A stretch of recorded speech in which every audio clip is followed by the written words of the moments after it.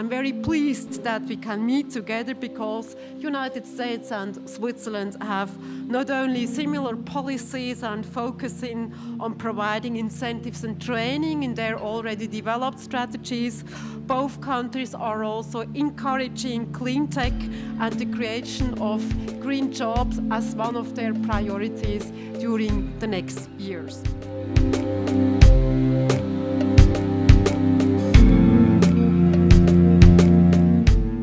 Government.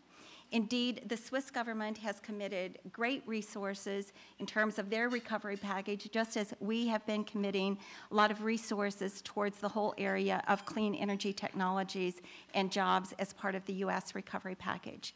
I think that there is no one who is providing stronger and better and more refreshing leadership in this whole area than the President of Switzerland, Doris Leithourt. In general, in Switzerland, we prefer incentives, we prefer standards, regulation, and not subsidies. When you look in Europe, you have a lot of countries we subsidize quite large, maybe solar panels, other environmental friendly goods. And when once you decided for subsidies, that's forever. That's my expertise.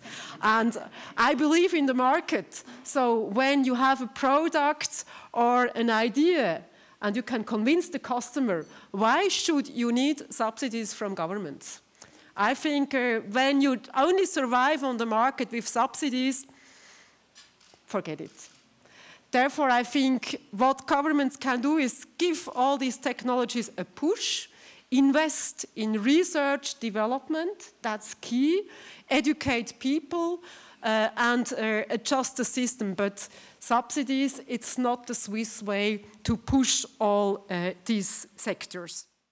President Obama has been very consistent in pushing clean energy as a way to create good long-term jobs, strengthen the economy, improve the environment, and enhance national security.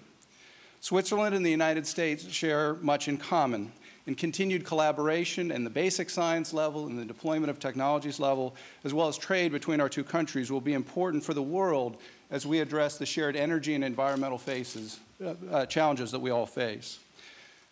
While government is an essential partner in this effort, and good policy will help create and shape these new markets, it is business that will do the heavy lifting if the signals are correct. And more businesses that I talk to are looking at ways to be involved in this.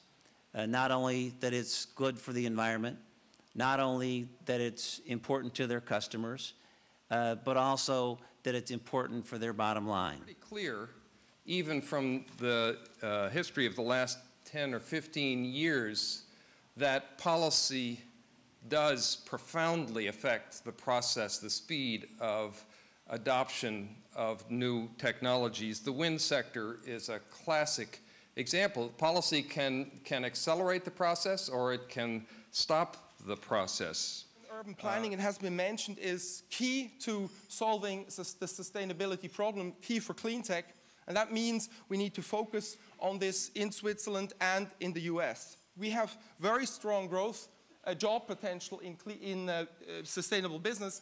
And the cool thing is it's local, it cannot go somewhere else. So job creation and sustainable building, they match very, very much together. Challenge. I actually think the challenge that is greater is one that's really pressing on us now, which is the challenge against human ignorance and apathy, and political expediency, the protection of the status quo. I'm strongly convinced that our success in this century will not be defined by how much we can accomplish alone, but rather by how well can create international networks and profit from this global exchange of ideas.